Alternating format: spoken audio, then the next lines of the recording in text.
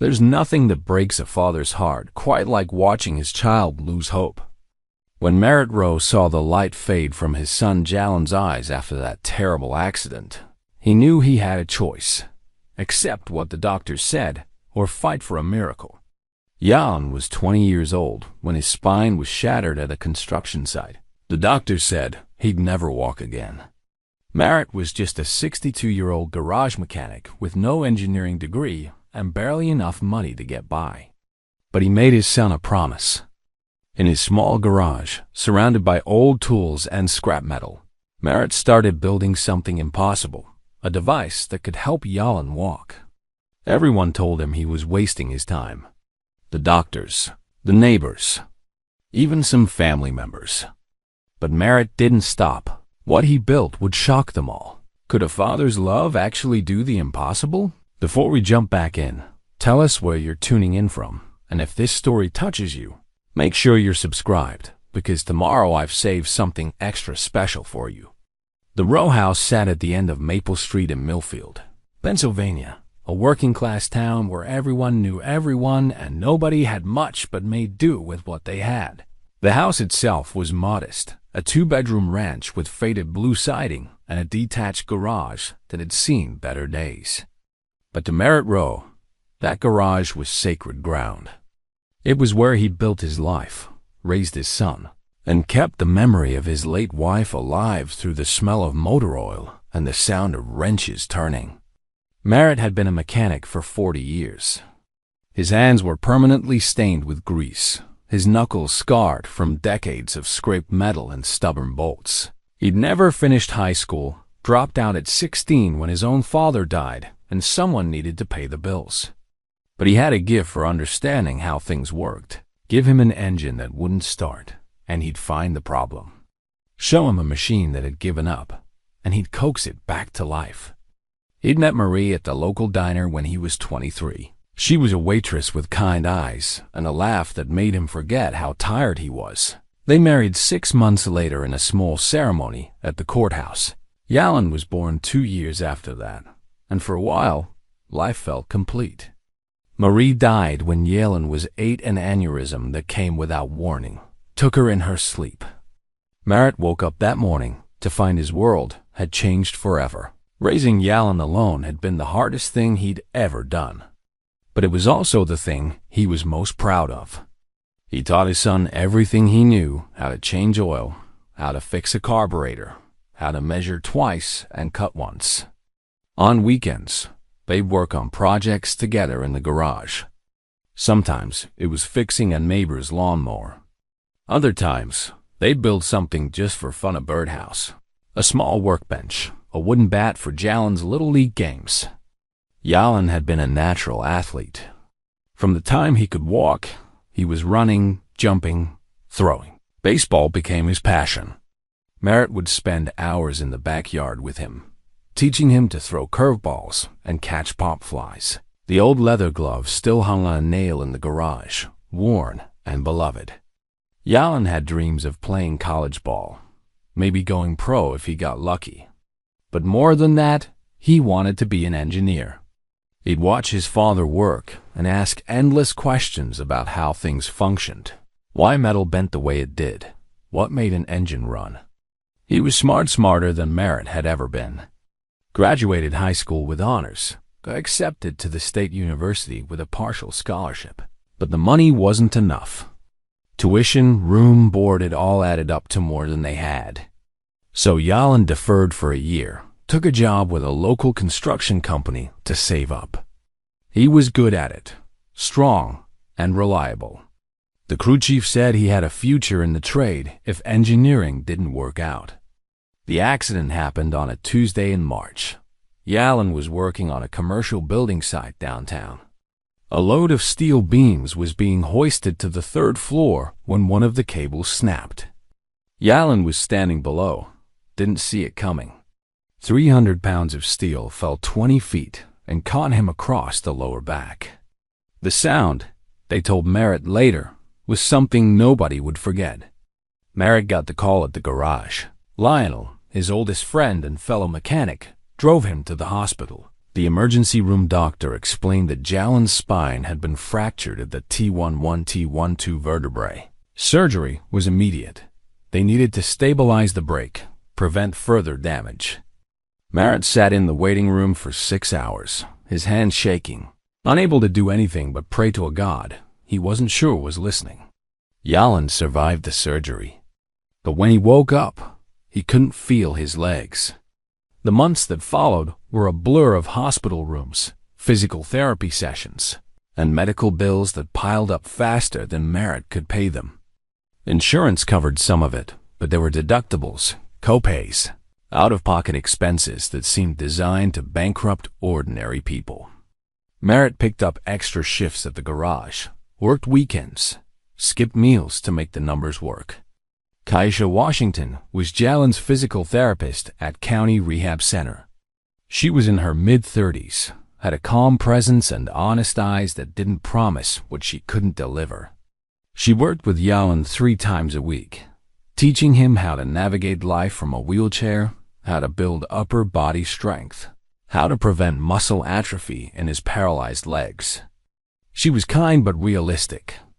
The injury was severe. Recovery was possible, but unlikely. Jalen needed to adapt to a new reality. Jalen tried. For the first few months, he went through the motions. Did his exercises, attended his appointments. But Merritt could see the light fading from his son's eyes.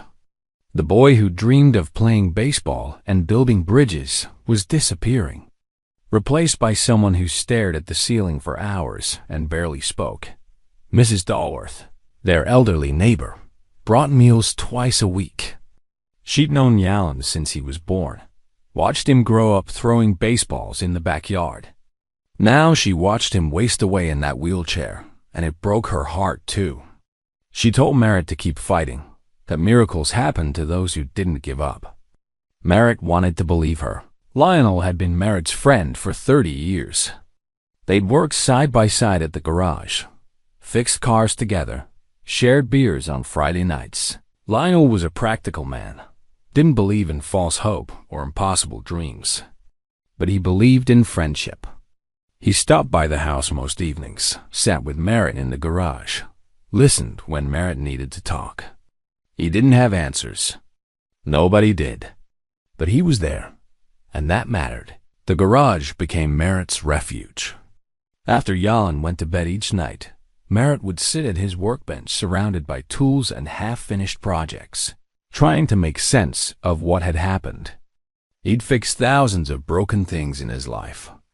Engines that wouldn't start, transmissions that had given up, machines that everyone else said were done for. He'd always found a way to make them work again. Why couldn't he fix this? The question haunted him.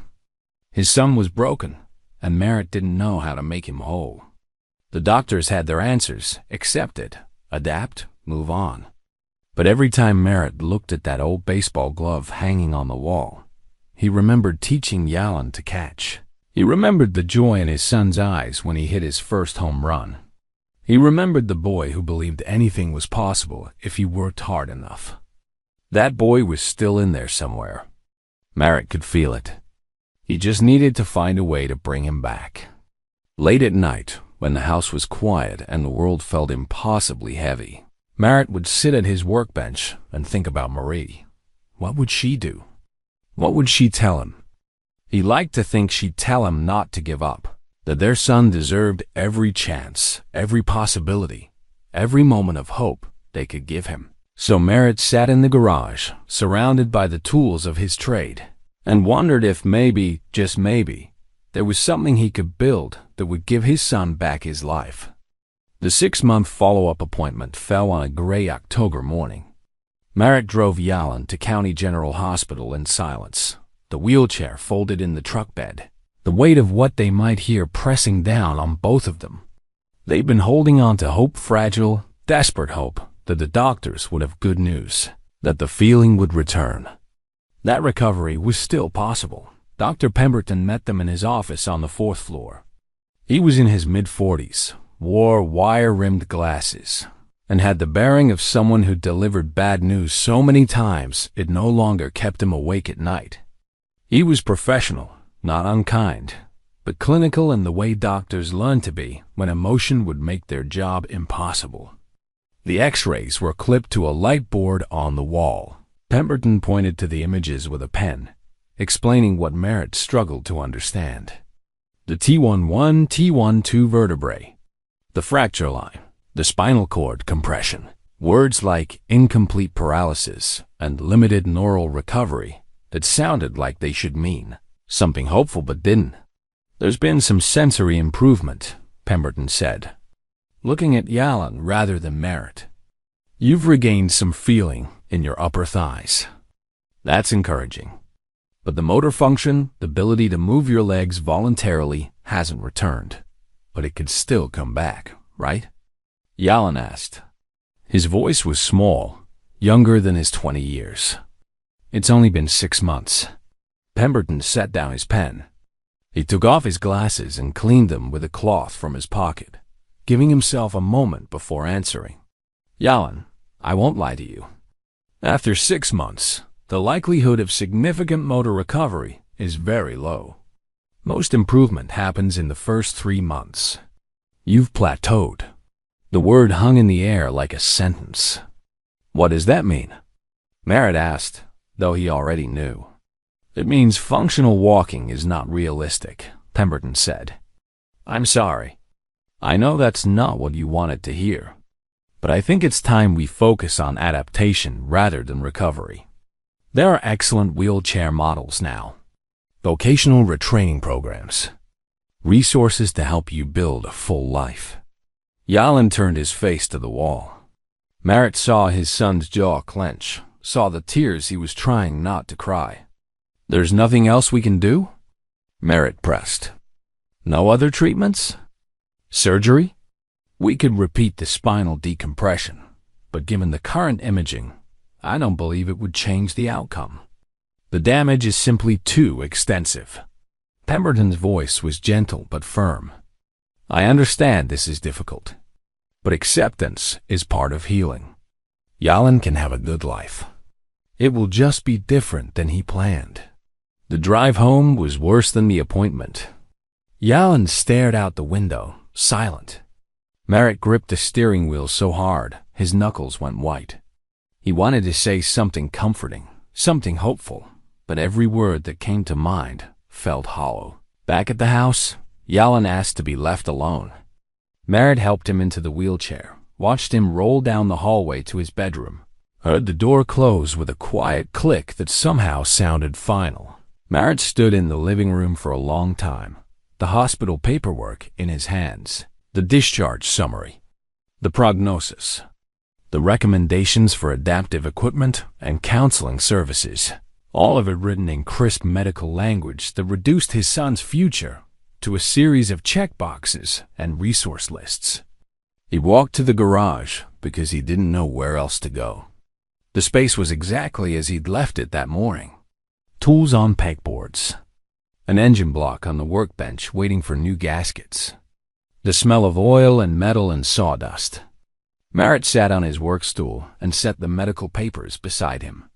He stared at them, at all those official stamps and signatures declaring what was and wasn't possible. His eyes drifted to the baseball glove hanging on the nail. He remembered the day he bought it for Jalen's 10th birthday. Remembered teaching him to break it in with oil and a baseball tucked in the pocket. Remembered the sound of the ball hitting leather over and over in the backyard on summer evenings. A memory surfaced, sharp and clear. Yalin was maybe 8 years old. They were fixing a lawnmower together in this very garage. The engine wouldn't start, and Yalin had been watching his father work, asking 1,000 questions the way kids do. Dad, can we fix anything? Yalin had asked. Merritt had looked at his son, at those bright, curious eyes, and smiled. Son, if you understand how something works, you can make it work again. That's the secret. Nothing's really broken if you know how to put it back together.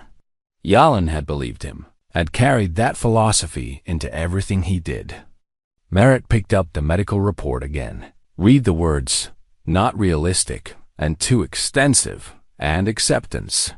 He thought about Dr. Pemberton's kind, defeated face, about all the doctors who'd looked at Jalen's x-rays and seen only limitation. But they were looking at it like it was a finished story. Like the body was a machine that either worked or didn't, with no middle ground. What if they were wrong? Merritt stood and walked to the metal shelving unit where he kept his reference materials. Old repair manuals, parts, catalogs, a few books on mechanics and engineering he'd collected over the years. He pulled one down, a worn automotive textbook from the 1970s, and flipped through it. Diagrams of engines, explanations of hydraulics, the principles of leverage and force. If you understand how something works, you can make it work again. The human body was a machine, wasn't it? Not the same as an engine, but still a system of parts that work together. Bones and joints and muscles and nerves. If some of those parts weren't working, maybe there was a way to help them, to support them, to build something that could do what the body couldn't do on its own. The idea was absurd. Merritt knew that even as it formed. He was a mechanic with a 9th grade education. He didn't know anything about medicine or biology or neural systems. He barely understood the x-rays the doctors had shown him, but he understood machines. He understood leverage and weight distribution and mechanical advantage. He understood how to take broken parts and make them functional again. What if he could build something? Some kind of support system. A frame that could help Jalen's legs move even if the nerves couldn't tell them to. Something that could give his son back what the accident had taken. Lionel found him an hour later, surrounded by library books he'd grabbed from his truck. Basic Anatomy. Introduction to Biomechanics. A medical encyclopedia from 1995. Merritt had them spread across the workbench, scribbling notes on graph paper. "What are you doing?" Lionel asked. Merritt looked up at his friend. "I'm not letting my boy give up. And I'm not giving up on him." "Merritt," the doctor said. "I know what they said. I heard them." Merritt's voice was quiet but steel-hard. "They said it's not realistic." "Well, maybe they're right. Maybe I can't do anything. But I have to try. Because if I don't, I'll spend the rest of my life wondering if I could have made a difference."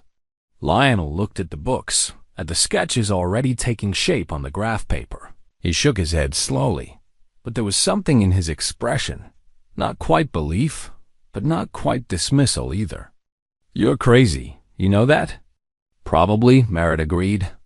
"But I've been called worse." After Lionel left, Merritt sat alone in the garage until well past midnight. He drew and erased and drew again. The sketches were crude, barely more than stick figures with lines indicating joints and support points. But they were a start. Somewhere in the house, his son was lying awake in the dark, believing his life was over. Merritt looked at his drawings and made a promise to himself and to Jalen and to Marie's memory.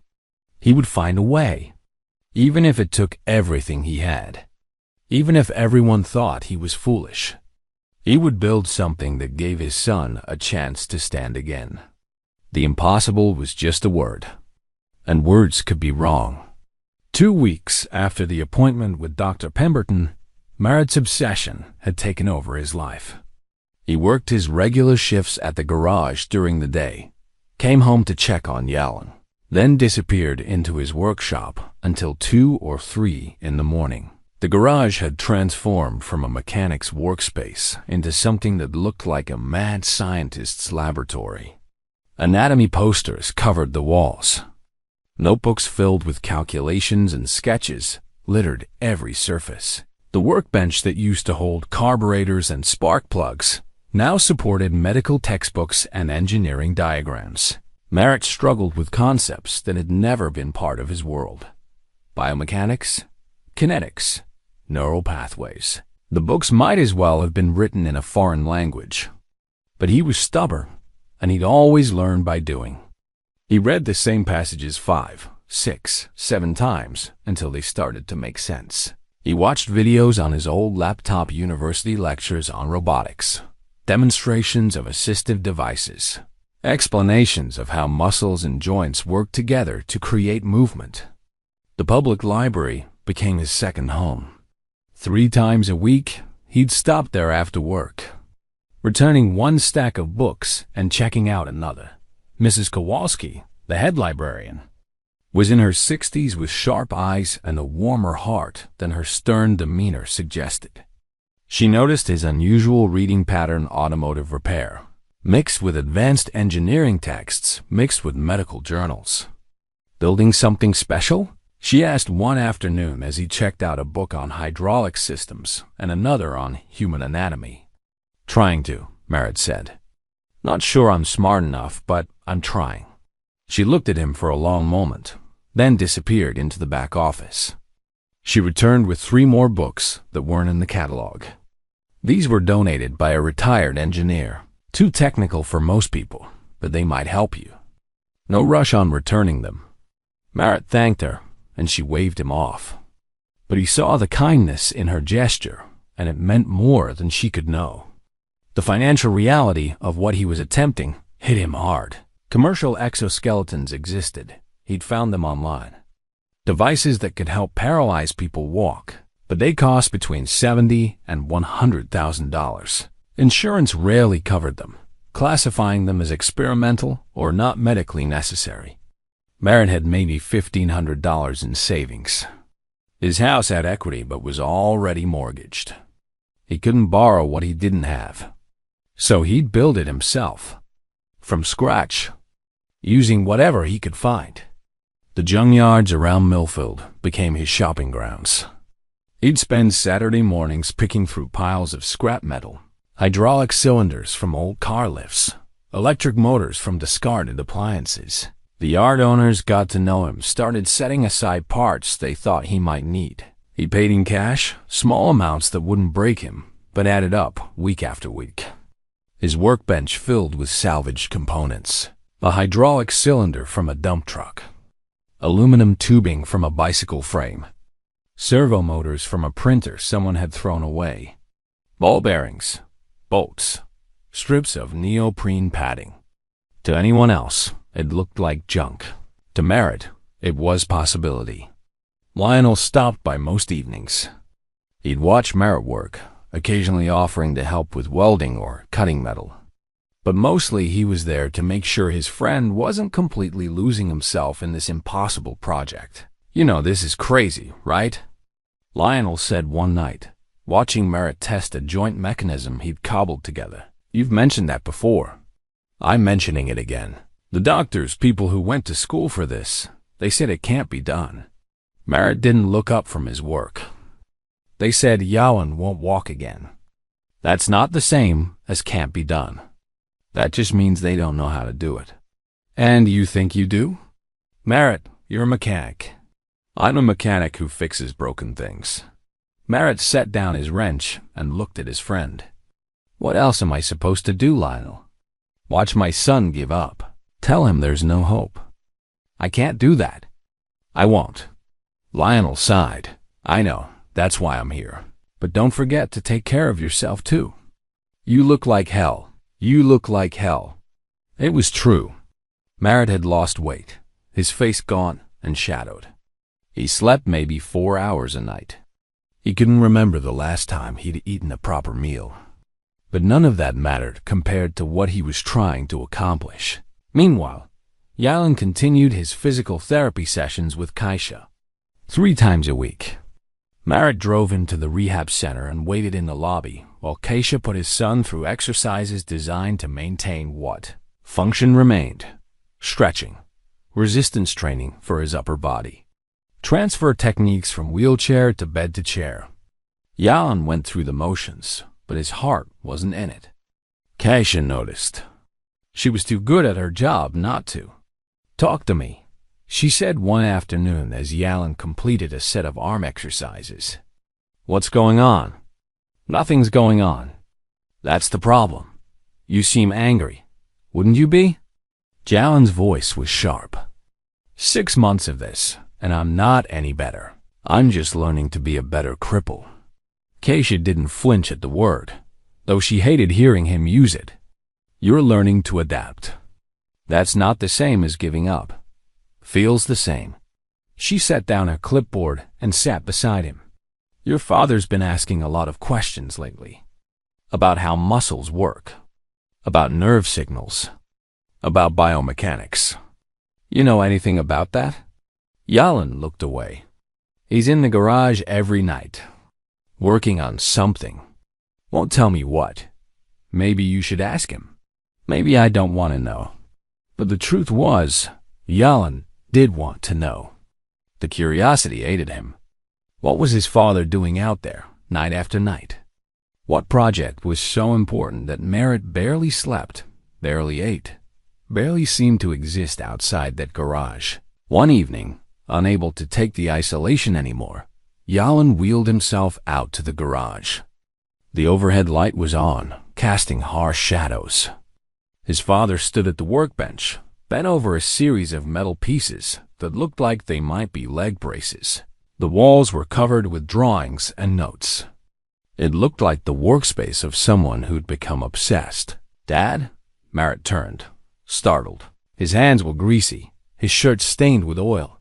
He looked guilty, like he'd been caught doing something he shouldn't. Yalan, hey, I didn't hear you come out. What is all this? Yalan rolled closer, looking at the sketches on the wall. Drawings of legs, joints, mechanical systems. His name written at the top of several pages. Merritt wiped his hands on a rag. It's nothing. Just a project. A project? Yalan's voice rose. Dad, this looks like you're trying to build some kind of... What is this? What are you doing? The question hung between them. Merritt could lie, could deflect, could send Yalan back to the house. But looking at his son's face, at the mixture of confusion and something that might have been hope, he couldn't do it. I'm trying to build something that can help you walk. Yalan stared at him. What? I know it sounds crazy. I know I don't have the training or the education or probably the brains to pull it off. But I can't just accept what the doctor said. I can't watch you give up on yourself. So I'm trying to build a device, an exoskeleton, they call it, that can support your legs and help them move even if the nerves aren't sending the right signals. Dad, that's... Yalan shook his head. That's impossible. Those things cost a fortune. And they don't even work that well. So I'll build one that does work. From parts I can afford. You can't just build something like that in your garage. Why not? Merritt's voice was calm but firm. Because I didn't go to college? Because I don't have a degree. Yalan, I've spent 40 years figuring out how broken things work and making them run again. Maybe this isn't so different. It is different. Yalan's frustration boiled over. I'm not a car, Dad. You can't just fix me with a wrench and some spare parts. The doctors said. I know what the doctors said. I heard them, and maybe they're right. Maybe I'll fail.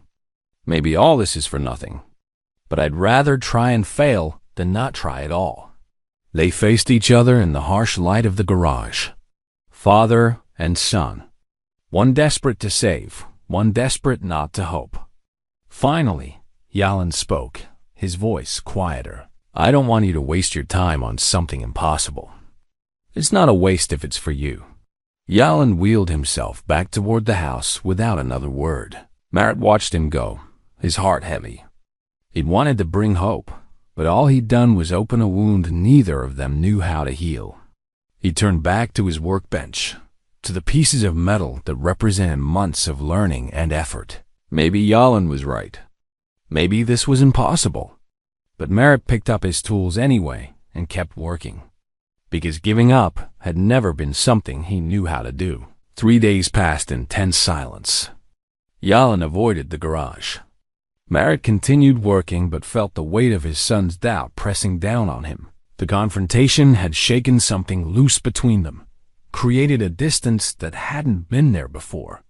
Merritt wanted to bridge it, but didn't know how. Every time he tried to start a conversation, The words died in his throat. On the fourth night, Merritt fell asleep at his workbench. He'd been up for nearly 20 hours, trying to solve a problem with the knee joint mechanism. The angle was wrong, the range of motion too limited. He'd reworked it 3 times and still couldn't get it right. Exhaustion finally pulled him under, his head resting on his folded arms, surrounded by tools and half-assembled parts. He didn't hear the garage door open. Didn't hear the quiet whir of wheelchair wheels on concrete. Jan had been lying in bed, staring at the ceiling, unable to sleep. His mind kept returning to the garage, to those drawings on the wall, to the desperate hope in his father's eyes. Part of him wanted to believe, wanted to think that maybe, somehow, his father could do the impossible. But the larger part, the part that had listened to doctors and therapists and lived with this broken body for 6 months, knew better. Hope was dangerous. Hope led to disappointment. And Jan didn't think he could survive another disappointment. But curiosity won out over caution. He found his father asleep at the workbench, the overhead light casting shadows across his worn face. Merritt looked older than his 62 years. The project had aged him, carved new lines around his eyes and mouth. Jan felt a stab of guilt. This was killing his father. This obsession, this impossible dream. He was about to leave when his eyes caught one of the drawings pinned to the wall. A detailed sketch of a leg brace with mechanical joints at the hip and knee. The drawing was meticulous, labeled with measurements and notes. But something was off.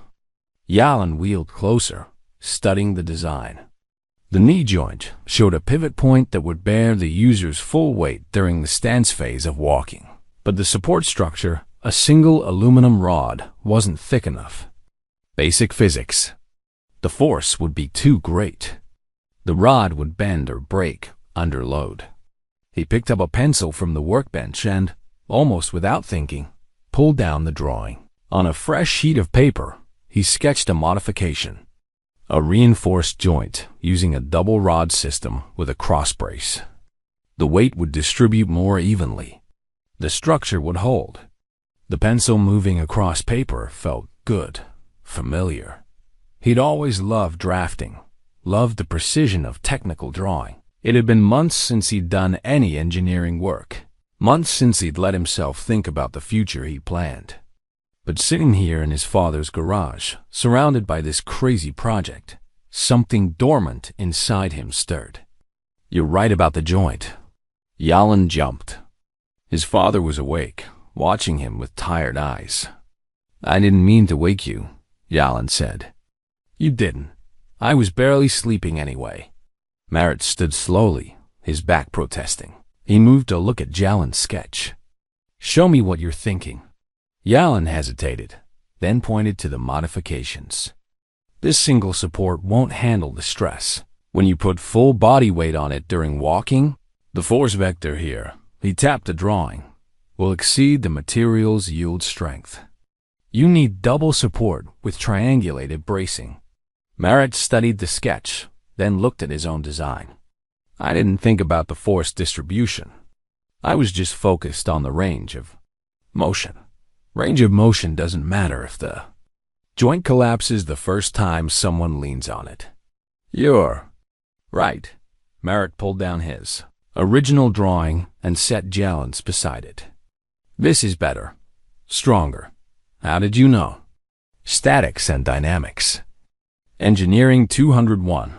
We covered load-bearing structures." Jalen paused.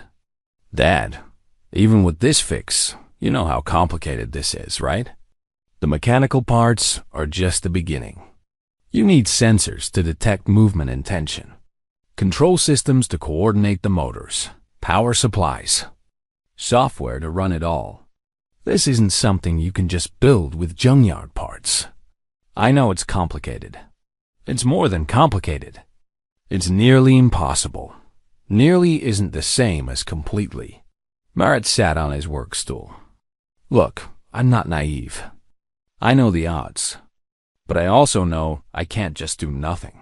Your mother, when she was dying, The doctors told me there was nothing more they could do, that I should accept it and let her go peacefully, and they were right. There wasn't anything more they could do. But I held her hand anyway. I stayed with her anyway, because doing nothing wasn't an option, even when nothing I did could change the outcome. Yalan was quiet for a long moment. This is different, is it? You're still here, Yalan. You're still fighting, even when you think you've given up. I see it in your therapy sessions. The way you push yourself even when you don't believe it matters. You didn't get that from nowhere. You got it from your mother and from me. We're fighters, and fighters don't quit just because the odds are bad. The doctors said functional walking isn't realistic. I heard them, but realistic isn't the same as impossible. It just means difficult. And I've never been afraid of difficult. Marat gestured at the drawings, the parts, the chaos of his project. Maybe I fail. Probably I fail. But at least I'll know I tried everything. Can you live with trying everything? Because I can't live with wondering if I gave up too soon. Yalan looked at his father's face, at the exhaustion and determination etched there. He thought about the past 6 months.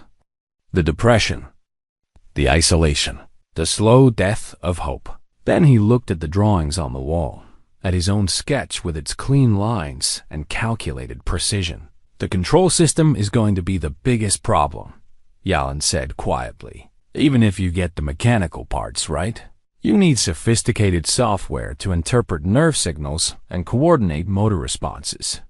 Marat's expression shifted. Not quite a smile, but something close. So help me figure it out.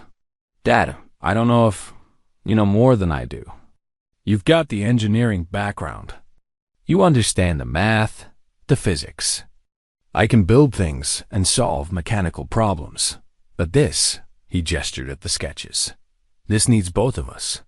Yalan wheeled himself closer to the workbench. He picked up another drawing, studied it with a critical eye. There were problems everywhere he looked. Design flaws. Impractical solutions. His father had done remarkable work for someone with no formal training, but remarkable wasn't the same as functional. This is crazy, Yalan said. Probably. I'm not promising anything. I'm not asking for promises. And if we fail when we fail, I don't want to hear I told you so. Deal. Yalan pulled a notebook from the shelf and opened it to a blank page. Okay, let's start with the basic requirements. Weight capacity, range of motion, power consumption. Then, we can work backward to figure out what components we actually need. They worked until 4 in the morning. Yalan sketching and calculating while Marat took notes and asked questions. The dynamic shifted. Instead of a father trying to save his son, they became partners. 2 people with different skills working toward a common goal. Mrs. Dalworth, unable to sleep, saw the garage light burning and smiled. She'd been watching the row house for months, watching that old mechanic disappear into his garage night after night. She'd worried he was losing himself to grief and desperation. But now, seeing the light on with both of them in there working together, she thought maybe something else was happening. Maybe they were finding their way back to each other. When Yalan finally wheeled himself back to the house, he was exhausted. But it was a different kind of exhaustion than he'd felt in months. Not the weariness of defeat, but the fatigue of effort, of purpose, of possibility. He looked back at the garage one more time before going inside. His father was still there, bent over the workbench, implementing the modifications they'd discussed, still fighting, still believing. Maybe belief was contagious. Or maybe, just maybe, his father was right. Maybe impossible just meant nobody had figured it out yet. 4 months into the project, the garage had become a true collaboration space. Father and son worked together most evenings, their different strengths complementing each other in ways neither had expected. Marat brought practical mechanical knowledge, how to cut metal cleanly, how to weld joints that would hold under stress, how to jury-rig solutions from salvaged parts. Yalin brought theoretical understanding, stress calculations, motion analysis, engineering principles that transformed rough ideas into workable designs. They'd made real progress. The leg braces were taking shape, constructed from lightweight aluminum tubing, reinforced at critical stress points. Hip joints, using modified ball bearings, allowed for smooth rotation. Knee mechanisms incorporated hydraulic dampers, salvaged from motorcycle suspension systems. The frame could support 200 pounds, more than enough for Jalen's weight, and the joints moved smoothly through a natural walking range of motion. But mechanical movement was only half the solution. The real challenge loomed larger every day: control systems. A human walks without thinking about it. The brain sends signals through the spinal cord to muscles in precise, coordinated sequences. Hip flexes, knee bends, ankle rotates, all happening in milliseconds, adjusted constantly for balance and terrain. For Yalin, those signals couldn't reach his legs. The pathway was broken. So any device they built needed to read his intention somehow and execute the movements his body couldn't complete on its own. The problem consumed them. They researched for weeks, trying to understand how commercial exoskeletons handled control. Most used complex sensor arrays that read residual muscle signals, interpreted movement intention through sophisticated algorithms, and coordinated multiple motors in real time. The technology was cutting edge, developed by teams of engineers with advanced degrees and million-dollar budgets. Merritt and Yalin had neither. "We're stuck," Yalin said one night, staring at pages of notes that led nowhere. "We can build the mechanical system, but without proper control software, it's just an ex-puppet." Merritt didn't argue. He'd hit the same wall from a different direction. The programming required was beyond anything he could teach himself from library books. "There has to be someone who can help," Merritt said. "Someone who knows this stuff." Yalin had been thinking the same thing. He'd started searching online, looking for open-source projects, academic research, anything that might point them in the right direction. What he found was a small but dedicated community of DIY medical device builders, engineers, programmers, and makers who believed assistive technology shouldn't cost a fortune. One name kept appearing in forums and discussion threads: Iris Chun, a graduate student at Carnegie Mellon University, working on affordable prosthetics and exoskeleton systems. Her research focused on simplified control algorithms that could run on inexpensive hardware. She'd published several papers and made her code available online for non-commercial use. Yalin sent her an email. He kept it brief, explained his situation, described what his father was building, asked if she had any advice for amateurs attempting something probably beyond their abilities. He didn't expect a response. Graduate students were busy, and they were nobody special. But 3 days later, Iris replied. She was intrigued. Not by their credentials, they didn't have any, but by their approach. A mechanic and his son building an exoskeleton from salvaged parts in a garage? It was exactly the kind of grassroots innovation she believed in. She offered to help, with the caveat that her time was limited. She was finishing her dissertation and couldn't do the work for them. But she could provide guidance, share code, answer questions when she had time. It was more than they'd hoped for. Their first video call was awkward. Iris was in her late 20s, sharp-eyed and direct, with the confidence of someone who knew her field deeply. She asked technical questions that exposed how much they didn't know. But she also listened carefully when Yalin explained their mechanical design and nodded appreciatively at some of Merritt's improvised solutions. "You've actually done impressive work," she said, examining photos they'd sent her. "The joint design is solid, better than some commercial systems I've seen. But you're right about the control problem. That's where most DIY projects fail. Can it be done?" Merritt asked. "Without $1 million budget? It can be done simpler than you think. You don't need to read nerve signals directly. That technology is still experimental anyway. What you need is a good sensor array, pressure sensors on the feet, gyroscopes for balance, accelerometers to detect body position. Feed that data into a microcontroller running the right algorithm, and you can create a system that responds to weight shifts and balance changes. It's not perfect, but it works. She walked them through the basics. Arduino microcontrollers, inexpensive boards popular with hobbyists. Servo motors for the joints instead of expensive hydraulics. Lithium-ion battery packs like those used in power tools. The total cost for electronics might be $800 or $900. Still significant, but not impossible. I can send you my base code, Iris offered. It's designed for a different application, but the principles are the same. You'll need to adapt it for your specific hardware configuration and Jalen's measurements.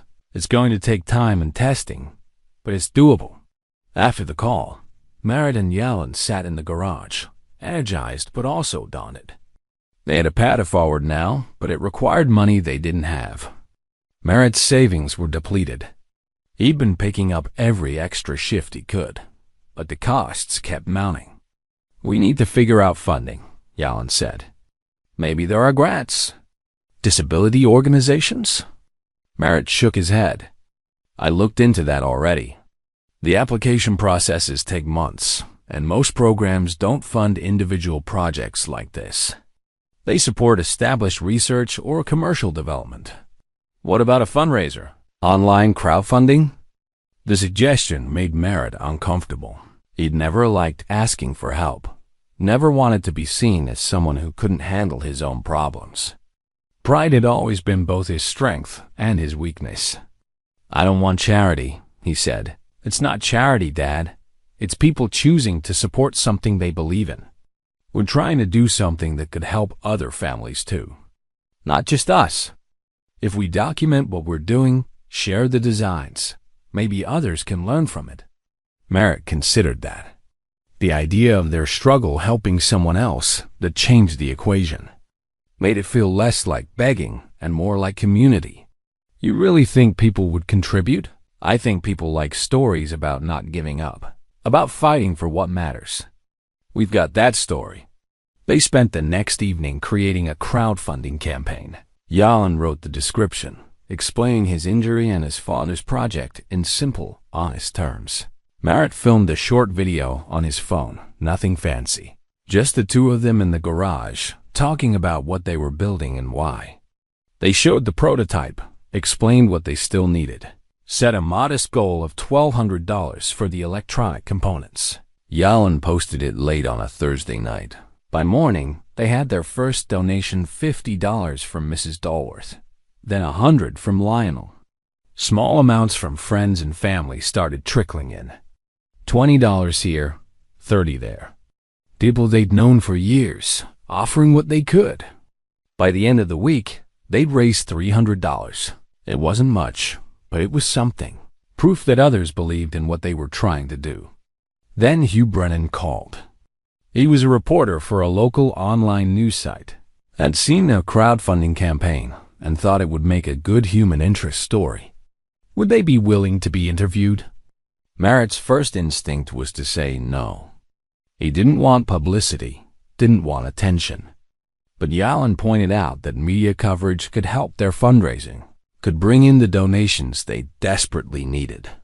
One interview, Merritt agreed. That's it. Hugh came to the house on a Saturday afternoon.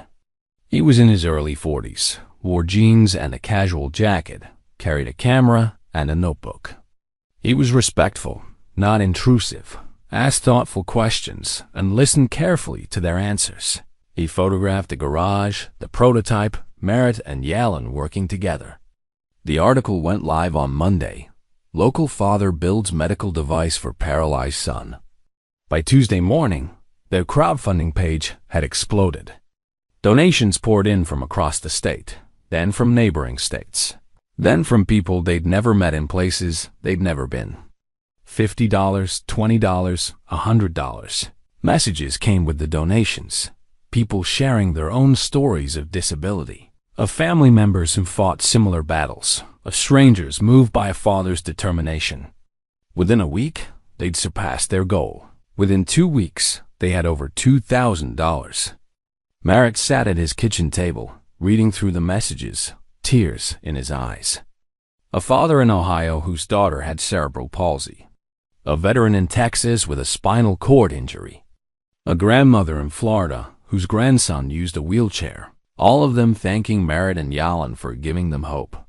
"We're not just doing this for us anymore," Yalan said quietly. Merritt nodded.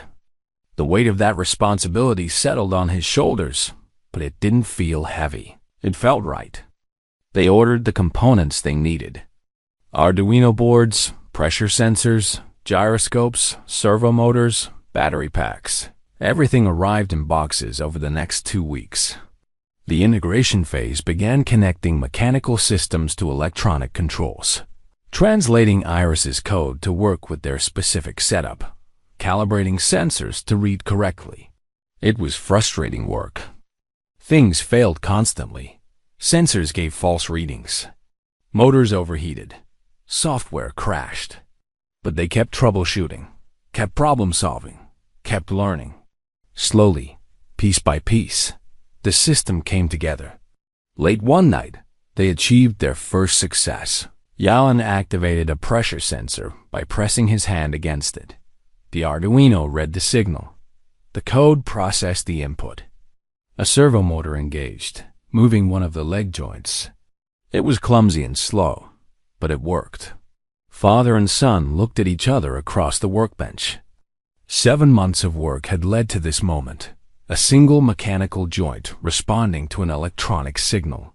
Small progress, but real progress. Proof that what they were attempting wasn't completely insane.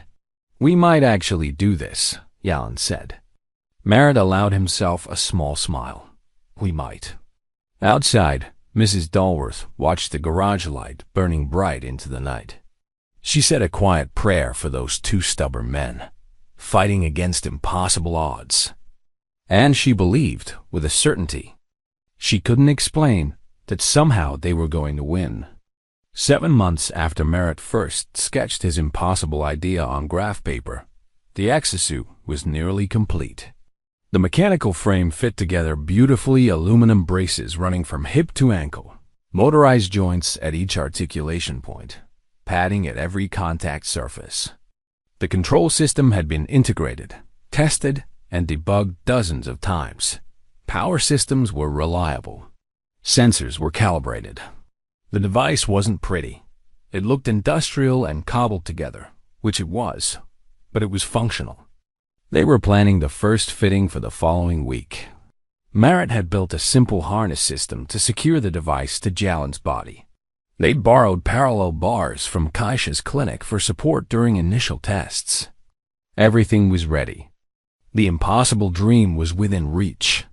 Then the letter arrived. It came on a Thursday afternoon in a thick envelope with a law firm's return address.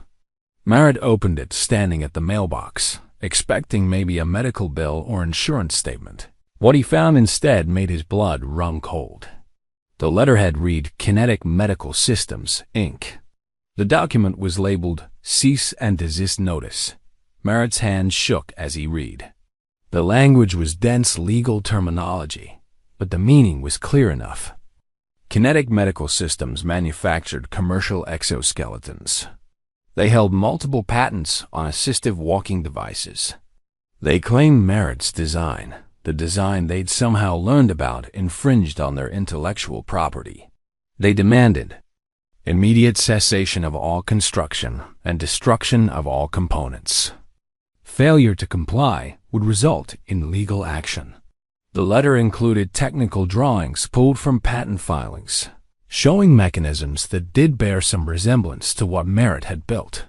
Hip joint configurations, knee support structures, motor placement designs. At the bottom, in bold type, any continuation of this project may result in civil litigation and significant financial penalties. Merritt walked to the garage in a daze.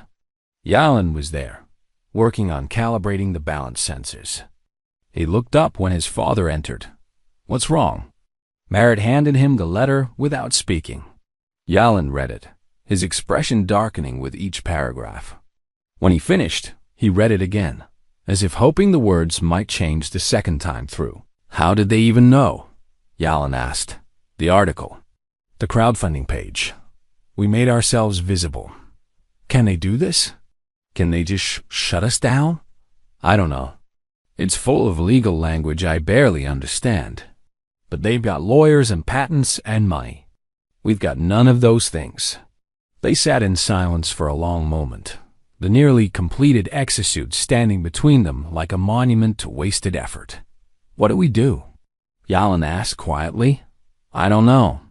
Merritt's first instinct was to ignore the letter, to keep building in secret, to finish what they'd started and deal with consequences later. But the threat of litigation was real.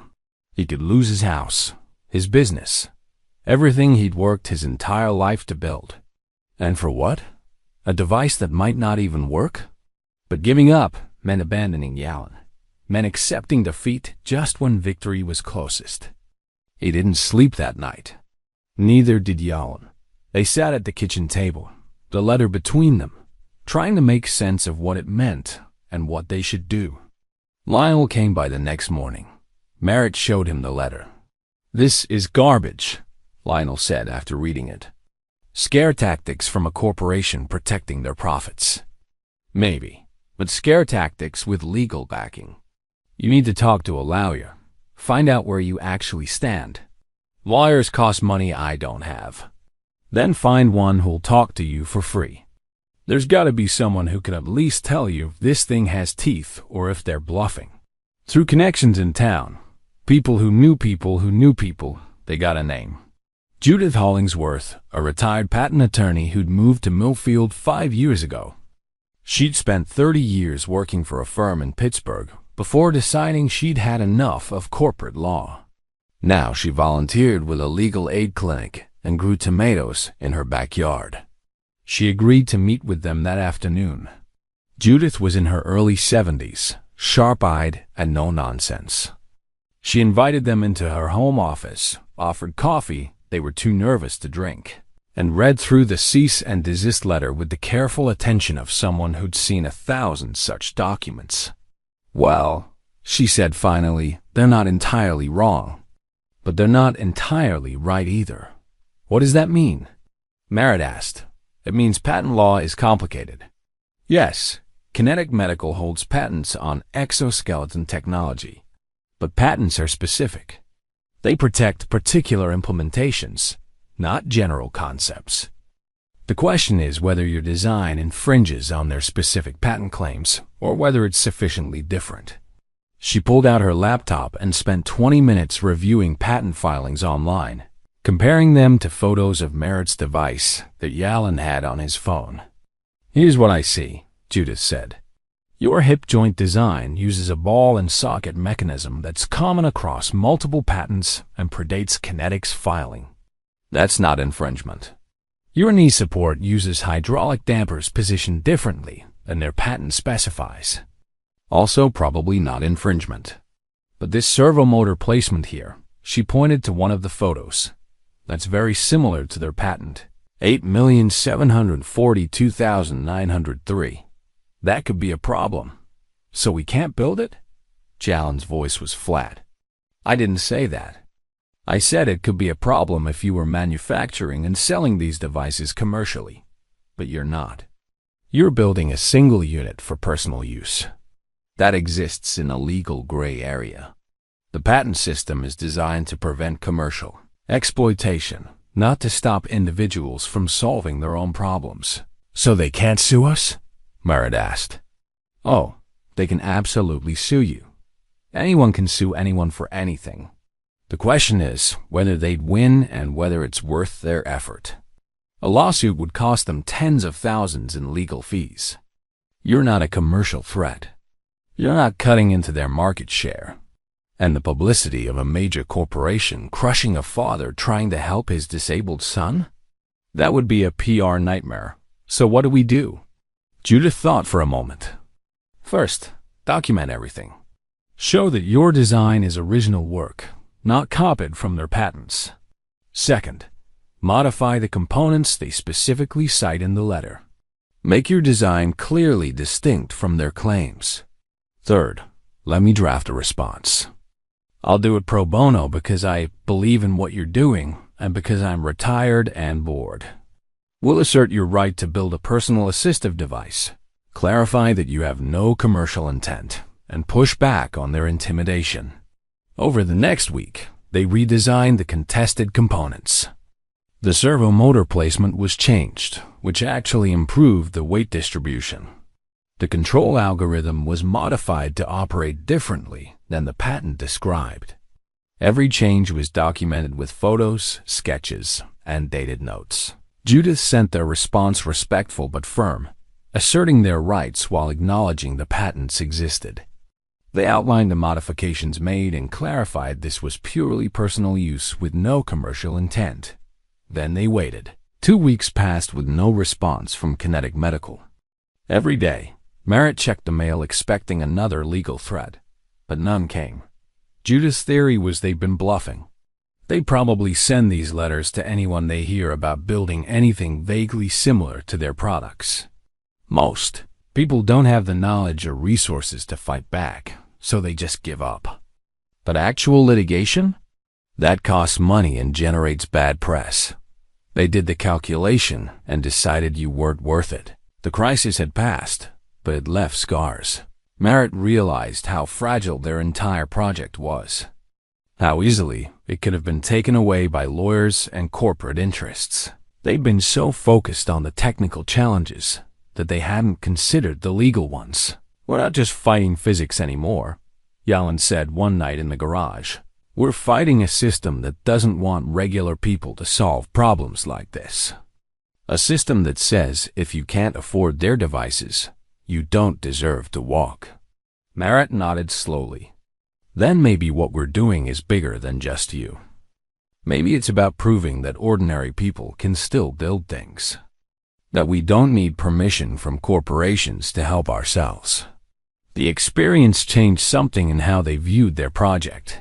It wasn't just about Yalin walking again. It was about the principle that knowledge and ingenuity shouldn't be locked behind patents and paywalls. That a father should be able to build something for his son without needing approval from corporate lawyers. They returned to work with renewed determination. The modifications made to avoid patent issues actually improved the device. Testing showed better performance, more reliable operation. What had seemed like a setback became an opportunity. The exosuit was ready, modified, documented, and legal enough for their purposes. All that remained was the moment of truth strapping it to Yalin and finding out if 7 months of work would amount to anything at all. Merritt looked at the device, this cobbled-together miracle made from junkyard parts and desperate hope. They'd overcome every obstacle, technical, financial, and now legal. Nothing stood between them and finding out if it would work. Nothing except the terrifying possibility that it wouldn't. You ready? Merritt asked his son. Yalin looked at the exosuit, at the culmination of everything they'd fought for. Let's find out if we did the impossible. The morning of the first fitting arrived with clear skies and unseasonable warmth for late October. Merritt had barely slept, running through mental checklists of everything that could go wrong. Mechanical failure, sensor malfunction, control system errors. The list was endless, and each possibility kept him awake, staring at the ceiling. Yalin was already in the kitchen when Merritt came out at 6. His son sat at the table, coffee untouched, staring out the window at the garage where the exosuit waited. Couldn't sleep either? Merritt asked. Not really. Keep thinking about what happens if it doesn't work. Then we learn from it and make adjustments. That's how this goes. And if it's never going to work? If we've spent 8 months on something fundamentally impossible? Merritt poured himself coffee and sat across from his son. Then at least we tried. At least we fought. But I don't think that's what's going to happen. I think we built something real. Yalin wanted to believe that. Wanted to trust in the months of calculations and calibrations and careful assembly. But doubt was a heavy companion. and it had been with him for so long he didn't know how to set it down.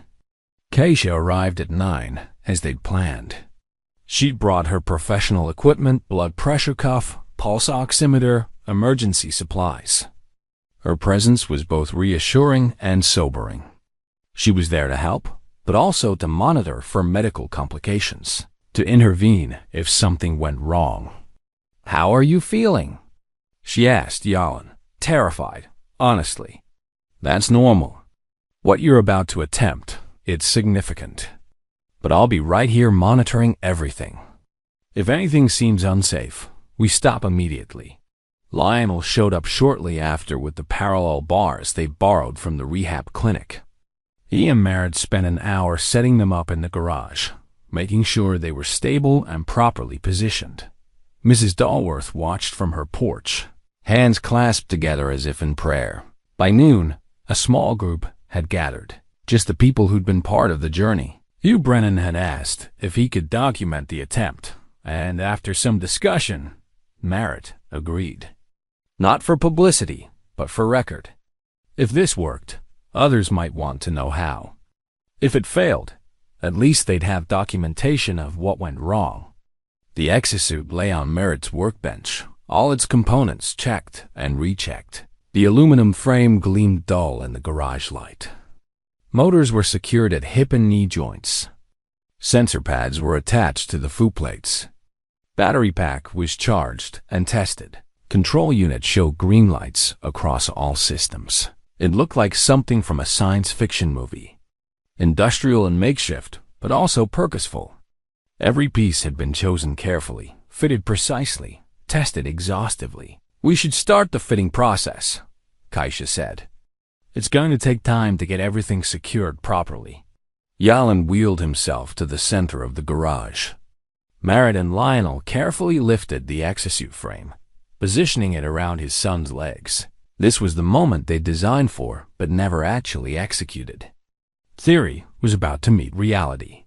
The torso harness went on first padded straps that distributed weight across Jalen's shoulders and chest. They adjusted it carefully, making sure nothing pinched or restricted breathing. Then the leg cuffs, secured around thighs and calves with Velcro straps lined with foam padding. Each connection point had to be tight enough to transfer force, but not so tight it cut off circulation. The process took almost an hour. Every strap checked twice, every connection verified. Keisha monitored the whole time, examining each point of contact, making sure the device wasn't causing pressure sores or restricting blood flow. Finally, the sensor pads were attached adhesive patches on Jalen's legs that would read muscle signals and transmit data to the control unit. The technology wasn't perfect. It couldn't read his intentions the way a healthy nervous system would, but it could detect minute muscle twitches, weight shifts, and combine that with gyroscope data to predict movement intention. The control unit was strapped to Jalen's waist, a black box about the size of a paperback book with a single red emergency shutoff button. One press would cut power to all motors immediately, a safety measure in case anything went dangerously wrong. "How does it feel?" Merritt asked. "Heavy, strange, like I'm wearing armor. Any pain? Numbness? Restricted breathing?" "No, just weird." Keisha checked his vital signs again. Blood pressure is elevated, but that's expected given the stress. Heart rate is good. Oxygen saturation normal. From a medical standpoint, we're okay to proceed. The parallel bars were positioned in front of Yalan. The plan was simple: try to stand, nothing more. Walking would come later, if standing was even possible. They'd learned to set modest goals, to not get ahead of themselves.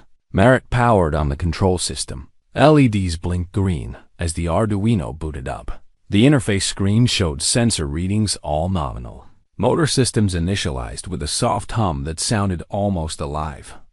"System is active," Merritt said, his voice tight with tension. "All diagnostics green. Motors responsive. Sensors reading." Yalan gripped the parallel bars with both hands. His knuckles were white. Everyone in the garage held their breath. "Whenever you're ready," Kaisha said quietly. No rush. Yalan triggered the first command through the pressure sensors under his hands. The system was designed to read intention through multiple inputs: grip pressure, torso angle, muscle signals, a combination that together said, "I want to stand." Nothing happened. Seconds passed. The motors hummed but didn't engage. Yalan tried again, pressing harder on the bars, leaning forward slightly. Still nothing. Merritt's heart sank. 8 months of work and the system wouldn't even respond to basic input. He moved quickly to check connections, running through diagnostics on the control unit display.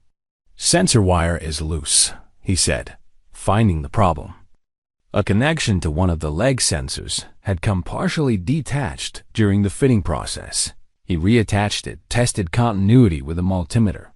"Try again." Yalan took a deep breath and triggered the command once more. This time, the motors engaged. The sound was mechanical, not human servos whirring, joints articulating with precision. The exosuit began to respond, hip joints rotating, knee joints extending. Slowly, incrementally, the frame began to lift. Yalan rose from his wheelchair. 6 inches. 1 foot. 18 inches. His legs, supported by the aluminum frame, straightened beneath him. The motors compensated for balance, making micro-adjustments faster than human reflexes could manage. The control system processed hundreds of sensor inputs per second, translating them into coordinated motor commands. And Yalan stood. For the first time in 8 months, he was vertical. Not sitting. Not lying down. Standing on his own 2 feet. Supported by the device his father had built from salvage parts and impossible hope. Tears streamed down his face before he could stop them. Dad, I'm standing." Merritt's vision blurred. He couldn't speak, could only nod. Behind him, he heard Mrs. Dalworth crying from the driveway, heard Lionel's quiet, "I'll be damned." Kaisha watched the monitors, her professional composure cracking. Vitals are stable. Blood pressure elevated but not dangerous. Heart rate normal. No signs of distress. Yalan stood for 30 seconds. Then fatigue hit hard. Muscles that hadn't borne weight in months screaming their protest. He signaled to lower, and the motors responded, bringing him back down to the wheelchair with the same careful precision. He sat there, breathing hard, his whole body shaking. Not from fear. From joy, from relief, from the impossible fact that he'd just done something doctors said would never happen. "You did it," Lionel said, his voice rough. "You stubborn old fool, you actually did it." But Merritt was looking at his son, seeing the light that had been missing for so long finally burning in his eyes again. This wasn't about proving doctors wrong or building an impressive machine. This was about giving Yalan back a piece of himself. A piece everyone said was gone forever. "How do you feel?" Merritt asked. "Like I just climbed a mountain." Yalan laughed, the sound breaking into a sob. "Can we try again?" They did. 3 more times that afternoon, Yalan stood. Each time a little steadier. Each time lasting a few seconds longer. The system was working. Not perfectly. There were delays in motor response, balance was precarious. The movements were robotic rather than natural, but it was working. As the sun began to set, they helped Yalan out of the exosuit. The process of removal took almost as long as putting it on. Every strap carefully loosened, every connection point examined for signs of pressure damage or irritation. "We need to talk about next steps," Kaisha said. "Standing is incredible, but it's just the beginning. Before we attempt any walking, we need a training protocol. Building stamina, learning weight shifts, practicing balance transfers. This needs to be gradual and carefully monitored." "How long?" Yalan asked. "Weeks, probably. Maybe a month. Your body needs to adapt. Your muscles need to strengthen. The device needs fine-tuning based on how your body responds." It was the right advice, the safe advice. But all Yalan could think about was that he'd stood. After 8 months of being told he never would, he'd stood on his own 2 feet. The rest, the walking, the independence, the future, suddenly felt possible in a way it hadn't that morning. That night, Merritt sat alone in the garage after everyone had left. The exosuit stood on its mounting frame, still and silent now. He thought about Marie, wished she could have seen this, wished she could have witnessed their son standing again. "We did it," he whispered to our memory. "Our boy stood today. Tomorrow they'd begin the real work, the training, the refinements, the long, slow process of turning standing into walking." But tonight, Merritt allowed himself to feel something he'd been afraid to feel for 8 months. Hope. 3 weeks of training followed that first successful standing test. Every day, Yalan spent hours in the exosuit, building stamina and learning to work with the device rather than against it. The first week focused purely on standing learning to maintain balance, understanding how the control system responded to his inputs, strengthening core muscles that had atrophied during months of wheelchair use. The second week introduced weight shifting, leaning forward, leaning back, transferring weight from one leg to the other. Small movements that healthy people never thought about, but that required careful coordination between human intention and mechanical response. The motors had to compensate in real time, keeping him upright as his center of gravity moved. It was exhausting work, both physically and mentally. By the third week, they were ready to attempt actual steps. Keisha had developed a progressive training protocol based on standard physical therapy practices adapted for the unique challenges of the exosuit. She documented everything: duration of standing, stability measurements, muscle fatigue indicators, device performance metrics. If this worked, her records could help others attempting similar projects. The improvements were measurable.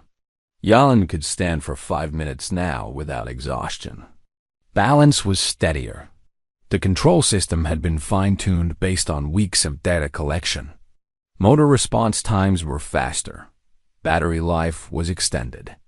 The exosuit version 2.0 was significantly better than what they'd first tested. Yalan made a request that surprised everyone. He wanted his first walking attempt to be outside, in the backyard. Specifically, on the old baseball field where his father had taught him to throw curveballs as a kid. "Why there?" Merritt asked, though he understood even before Yalan explained. "Because that's where I was happy, before all this. That's where I want to do this." The symbolism wasn't lost on anyone.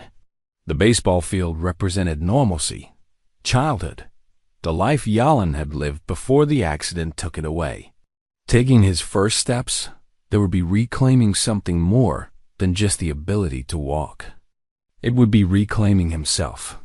They planned for Saturday morning, 9 months to the day after the accident. Word had spread through their small community, and people asked if they could attend. Merritt's first instinct was to refuse, to keep this moment private. But Yalan pointed out that the community had supported them with donations, with encouragement, with belief when belief was scarce.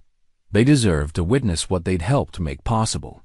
Saturday arrived with clear skies and temperatures in the low 60s. Perfect weather. The backyard field was modest, maybe 60 feet long. Worn grass mixed with dirt patches, an old backstop that had seen better days. But to Merritt and Yalan, it was sacred ground. Lionel arrived early to help set up. They brought the parallel bars outside, positioned them at the edge of the field. Brought folding chairs for Keisha and her monitoring equipment. Set up Hugh's camera on a tripod to record the attempt. By 9:30, maybe 20 people had gathered. Mrs. Dalworth and several other neighbors. Friends from the garage where Merritt worked. A couple of Yalan's old high school teammates who'd kept in touch. Keisha's colleague from the rehab center, who wanted to observe the device in action. Iris had driven down from Pittsburgh. She'd wanted to see the culmination of the project she'd helped with from afar. Everyone maintained respectful distance, giving Yalan and Merritt space but close enough to bear witness. The fitting process had become routine now. Merritt and Lionel worked efficiently, securing the torso harness, attaching the leg cuffs, checking every connection point. Kaisha monitored the process, verifying that everything was safe. The whole procedure took 20 minutes instead of the hour it had required that first time. Yalan sat in his wheelchair at the edge of the field, the exosuit secured to his body. The morning sun cast long shadows across the grass. He could smell dirt and old leather from his baseball glove that Merritt had brought out a talisman, a reminder of who he'd been and who he was fighting to become again. "System check," Merritt said, powering up the control unit. Green lights across the board. Sensors reading correctly. Motors responding to diagnostic commands. Battery at full charge. Everything was as ready as it would ever be. "How are you feeling?" Kaisha asked, checking Jalen's vital signs one more time. "Nervous, excited, scared. All normal. We're gonna take this slow. 3 steps is the goal. Just 3. Don't push beyond that unless the system is performing perfectly and you feel strong." Yalan nodded. 3 steps. Such a small distance, but it might as well have been 3 miles for how impossible it had seemed 8 months ago. Merritt positioned himself beside the parallel bars, hands ready to catch his son if needed, but not touching. Lionel stood on the other side, equally prepared. They'd practiced this formation during training sessions. "Safety first, always. Whenever you're ready," Merritt said quietly. "No rush. Take your time." Yalan gripped the parallel bars, took a deep breath. Around him, the small crowd fell silent. Even the morning birds seemed to quiet, as if nature itself was holding its breath. He triggered the standing command. The motors engaged smoothly, lifting him from the wheelchair with practiced precision. He rose steadily, the exosuit compensating for balance, keeping him vertical. Within seconds, he was standing between the parallel bars, weight evenly distributed, stable and strong. The crowd began to applaud, but Merritt raised a hand. "Not yet. Let him focus." Yalan stood for a moment, adjusting to the sensation. Even after 3 weeks of training, it still felt miraculous. Felt like defying gravity and fate, and every doctor who'd said this wasn't possible. He released one hand from the bars. Balance held. Released the other hand. The exosuit made constant tiny adjustments, reading data from gyroscopes and pressure sensors, keeping him upright without support. Standing independently, that alone was victory. But Yalan wasn't satisfied with standing. Not today. He focused on his left leg, on the sensation of weight pressing through the exosuit's frame into the ground. He shifted his torso slightly forward, signaling intention through the sensors that read posture and pressure. The control system interpreted the input. Prepare to step. The left hip motor engaged. The knee motor coordinated. His left leg lift, not smoothly like natural walking, but mechanically, deliberately. The foot swung forward 6 inches and planted down. 1 step. The crowd gasped. Several people started crying. Mrs. Dalworth covered her mouth with both hands. But Yalan didn't stop, didn't pause to celebrate. He was in the zone now, feeling the rhythm of man and machine working together. He shifted weight to his left leg. The system compensated, keeping him balanced. He focused on his right leg, right hip engaged, right knee extended. Right foot lifted and swung forward. 2 steps. Merritt walked beside him, not touching but close. His face was wet with tears. He didn't bother to hide. "That's it, son. Keep going. You've got this." 3rd step. Left leg again. The motion was becoming almost natural. The control system was learning his patterns, responding faster. Hip, knee, ankle all moving in coordination. 3 steps. Goal achieved, but Yalan kept walking. 4 steps. 5 steps. 6. Each one more confident than the last. The mechanical gait became smoother. The hesitation disappeared. He was walking, actually walking, crossing the baseball field where his father had taught him to play catch all those years ago. 7 steps. 8. 9. The crowd couldn't contain themselves anymore. Applause erupted. Cheers. Tears flowing freely down faces of people who'd watched this family fight for 9 months against impossible odds. 10 steps. 11. 12. Jalin had crossed 15 feet of field, more than triple what they'd planned. His legs, silent and still for 8 months, were moving, carrying him forward, taking him places doctors said he'd never go again. At 15 steps, fatigue hit hard. His core muscles, still rebuilding strength, reached their limit. He signaled stop. Merritt and Lionel were there immediately, supporting him as the exosuit lowered him to a sitting position on the ground. He sat in the dirt of the baseball field, breathing hard, sweat dripping down his face, and smiling so wide it hurt. "Dad," Jalin said, his voice breaking. "Dad, I walked. I really walked." Merritt knelt beside his son, pulling him into an embrace. "You sure did. I'm so proud of you. So incredibly proud." Around them, the crowd pressed closer. Congratulations mixed with tears. Lionel clapping Merritt on the back, Mrs. Dalworth hugging anyone within reach, Iris wiping her eyes, already thinking about how this could help others. Hugh capturing it all on camera, knowing this story would reach far beyond their small town. Kaisha performed her medical check, her professional composure barely intact. Vitals are excellent. Blood pressure elevated but nothing concerning. Heart rate coming down. No signs of injury or distress. "Jalin, that was remarkable. Can I try again?" Jalin asked. "Later today? Let's give it a few hours. Let your body rest. But yes, we can try again." They did try again, twice more that afternoon. The second attempt, Jalin walked 12 steps before tiring. The third attempt, 8 steps, but with better form. Each time building confidence, proving this wasn't a fluke. The device worked. His body was adapting. The impossible had become real. As evening fell and the crowd dispersed, just the core group remained. Merritt, Jalin, Lionel, Kaisha, sitting in lawn chairs in the backyard, the exosuit resting on its stand nearby. The triumph of the day settling into their bones, becoming real in a way the morning's excitement hadn't quite managed. "What happens now?" Jalin asked. "Now you keep practicing," Kaisha said. "Build stamina. Walk farther. Eventually we work toward independence from the parallel bars. And we document everything," Iris added. "Share the designs, the code, the process. Other families need to know this is possible." Lionel raised a can of soda. "To the most stubborn mechanic I've ever known. And to his son, who inherited that stubbornness." They toasted quietly, watching the sun set over the baseball field.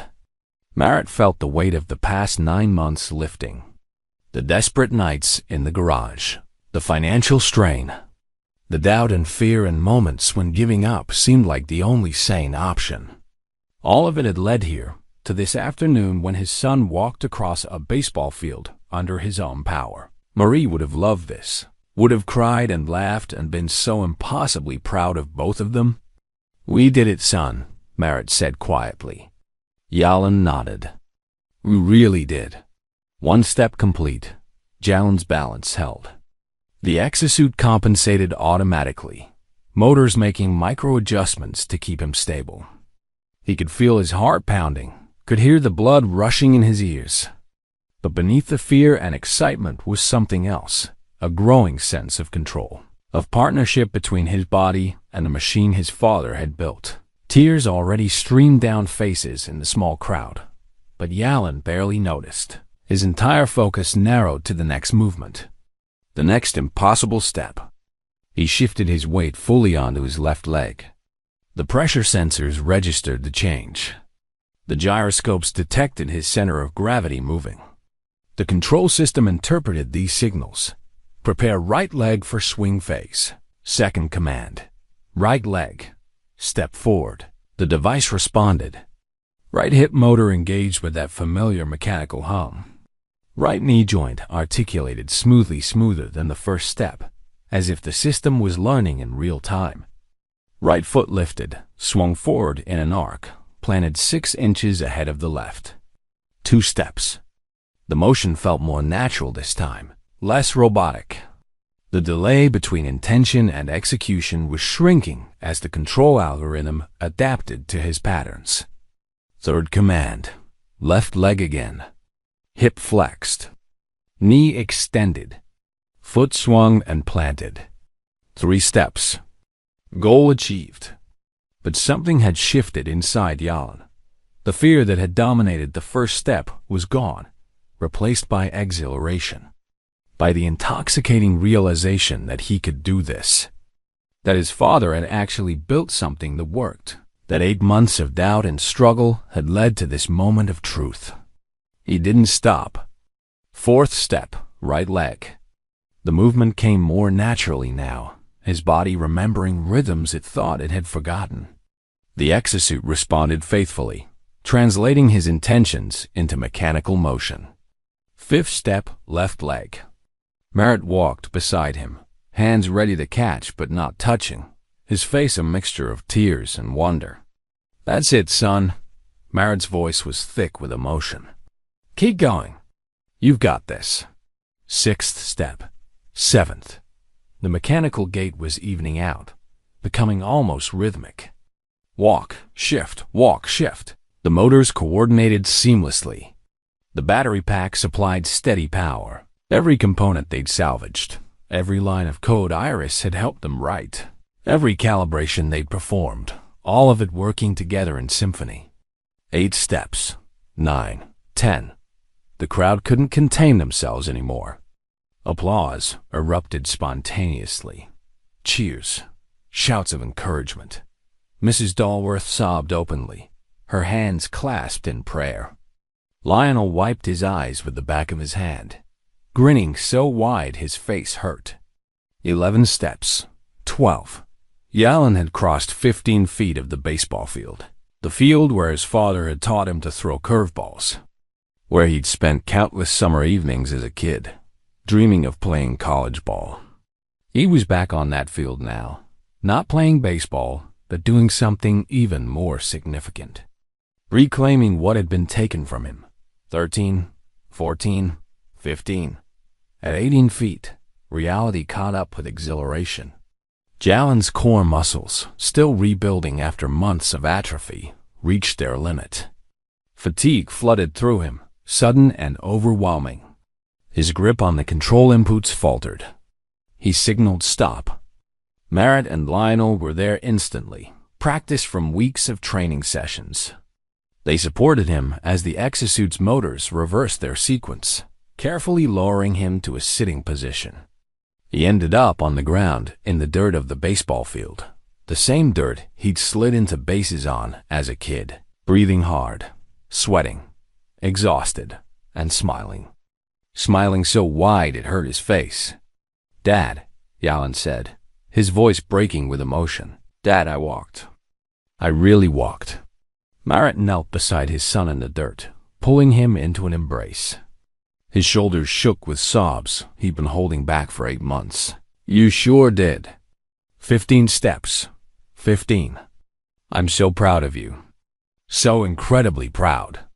The crowd surrounded them now, maintaining respectful distance but unable to hold back their joy. Congratulations mixed with tears.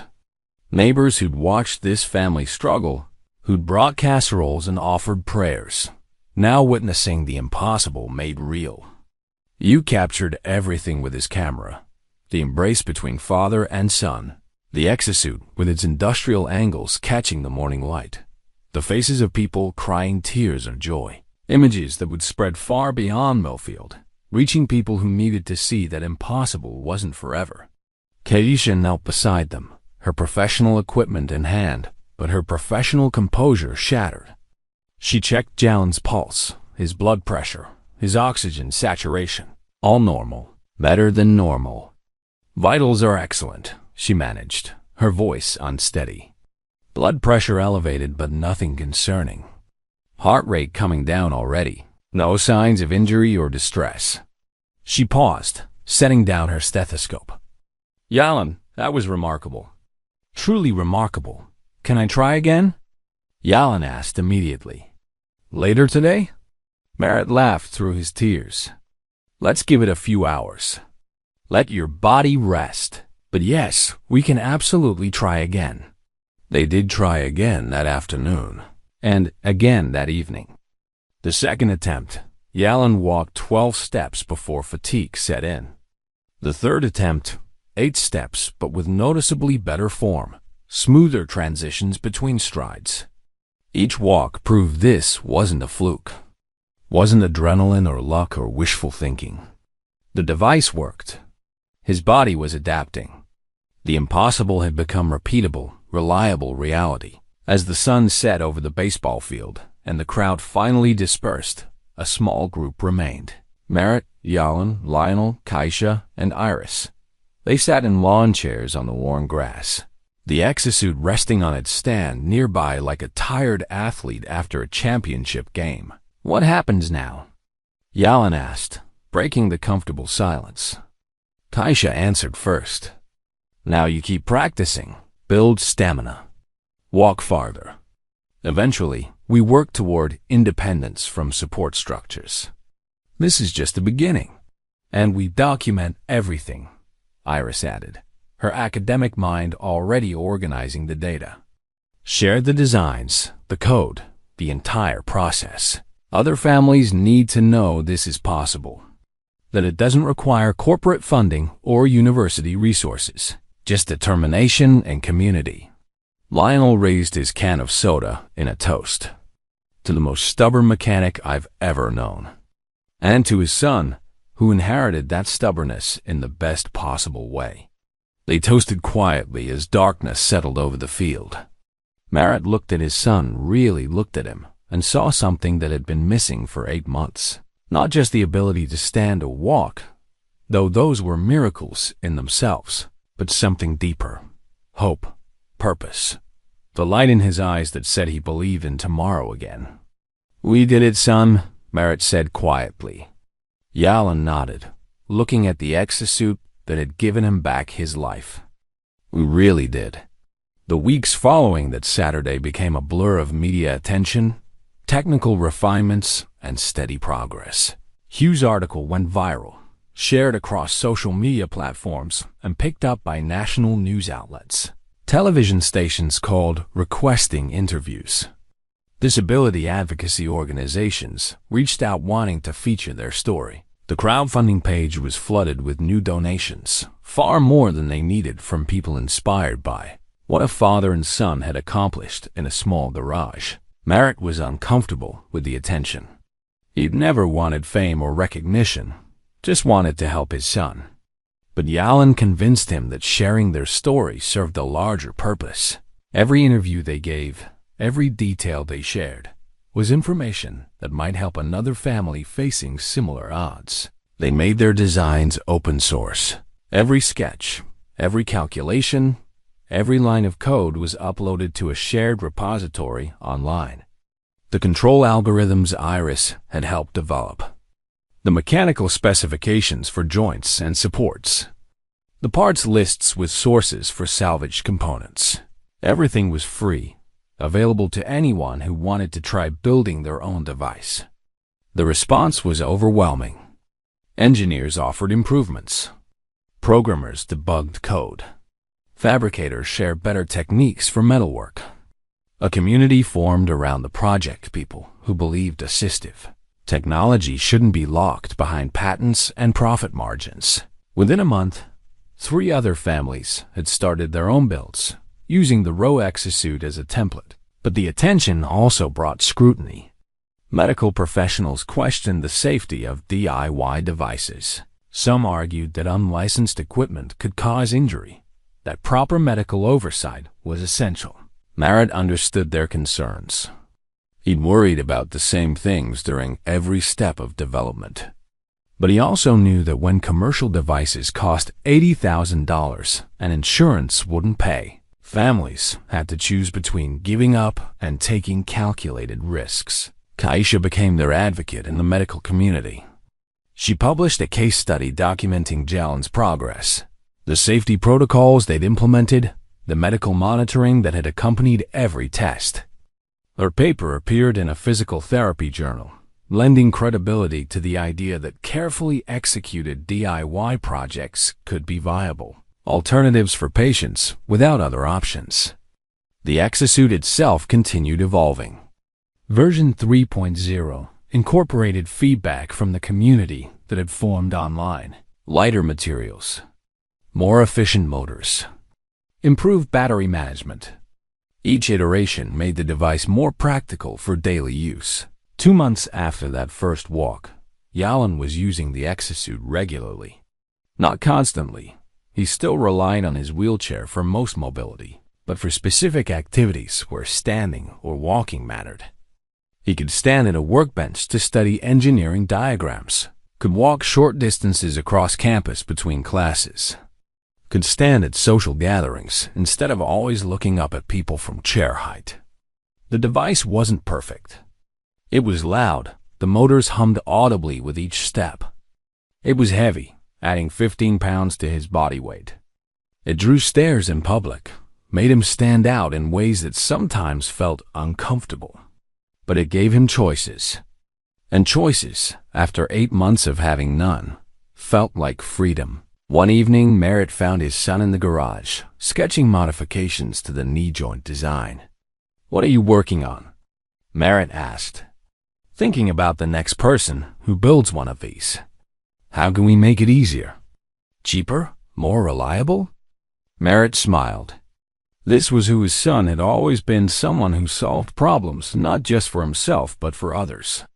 The accident hadn't broken that spirit. If anything, it had focused it. "You're going to be a good engineer," Merritt said. "I learned from the best. You built something doctors said was impossible. With no training, no degree, just determination and love.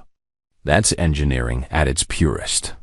They worked together that evening like they had for 8 months, father and son collaborating across the workbench. But the desperation was gone now, replaced by purpose. They weren't fighting against fate anymore. They were building toward a future. Mrs. Dalworth stopped by with cookies, as she often did. She'd become an unofficial grandmother to Jalen, checking on him regularly, celebrating every milestone.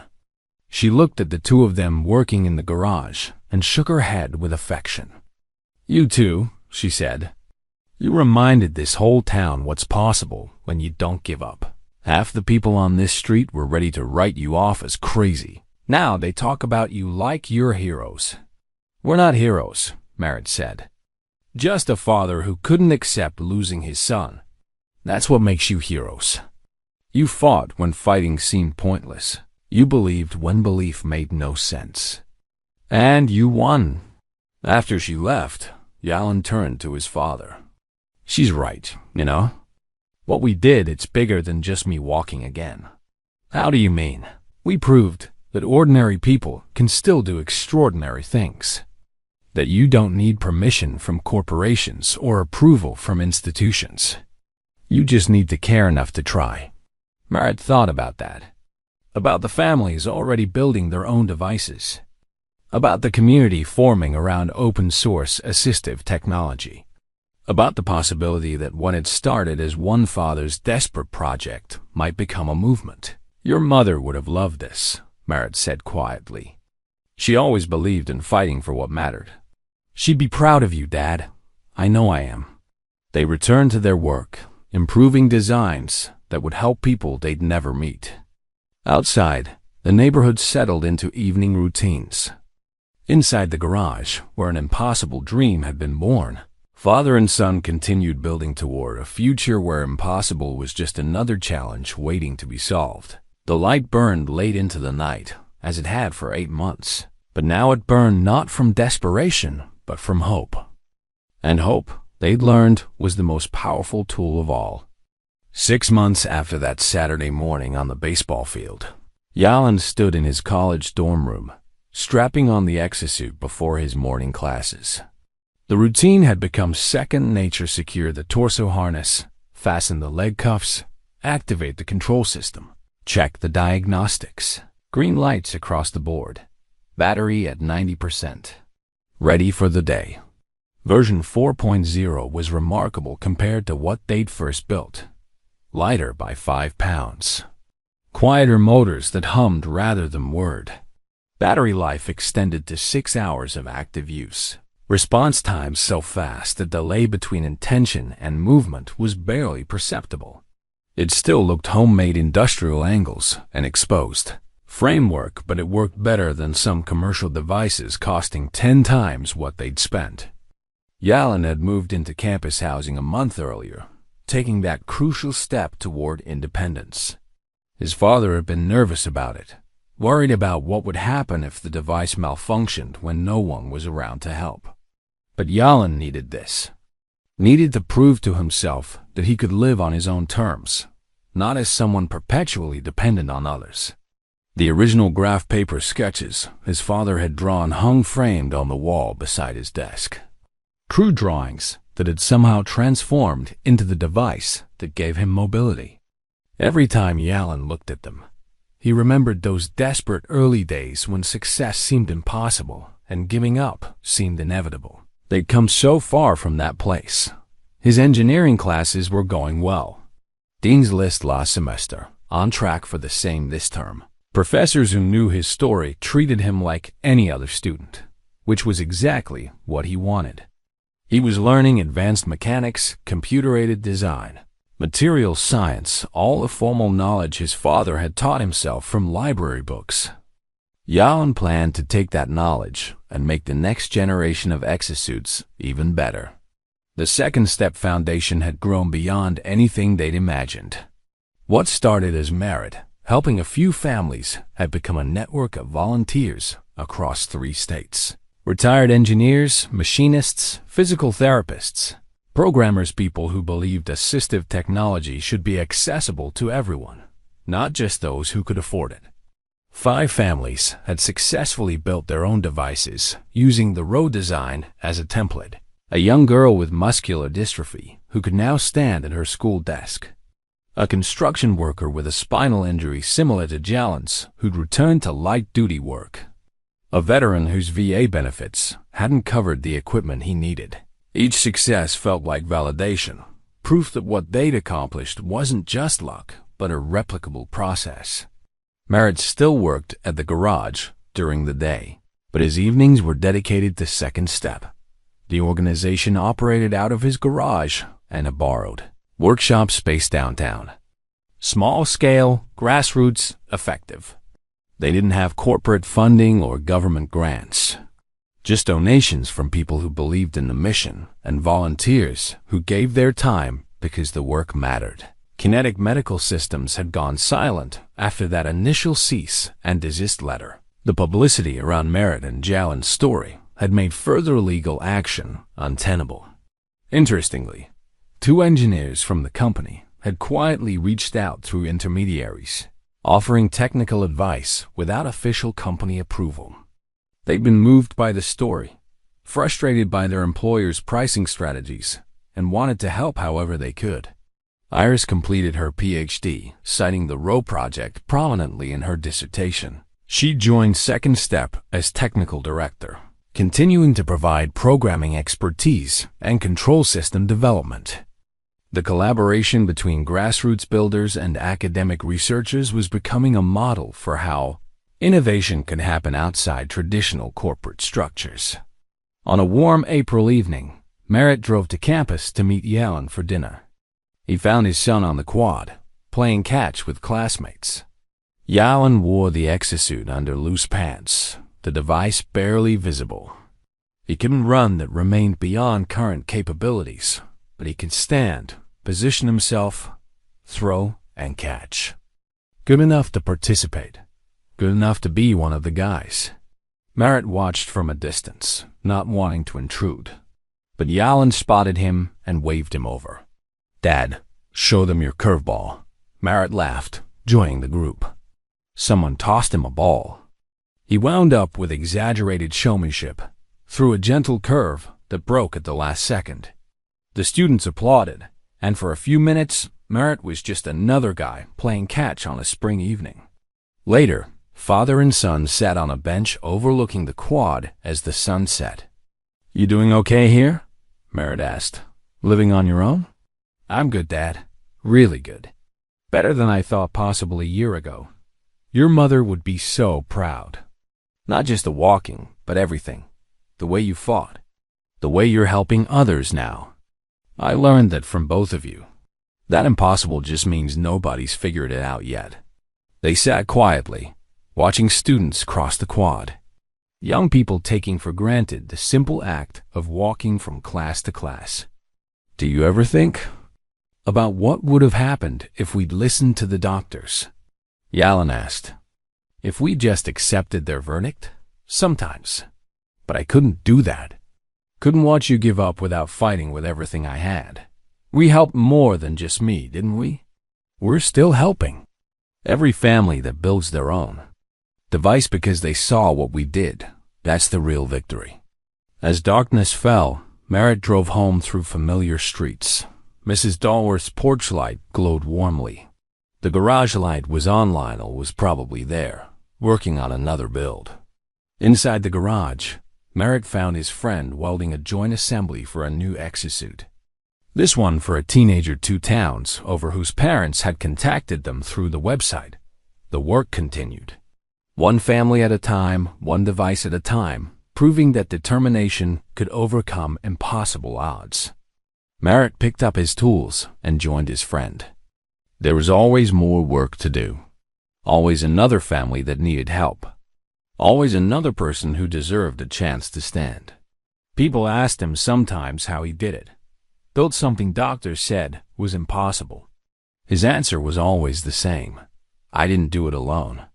My son's engineering mind, our community's support, and more late nights than I can count. But mostly, I built it because giving up was never an option." When it's your kid, impossible becomes just another problem to solve. And any problem can be solved if you care enough to try. The garage light burned late into the night. In his dorm room, Yalin studied engineering textbooks, already planning improvements to the design. And somewhere, another family heard their story and dared to believe that maybe, just maybe, they could do the impossible too. That belief, that stubborn, defiant, beautiful belief, was the real miracle. Everything else was just tools, determination, and a father's love that refused to accept the word impossible.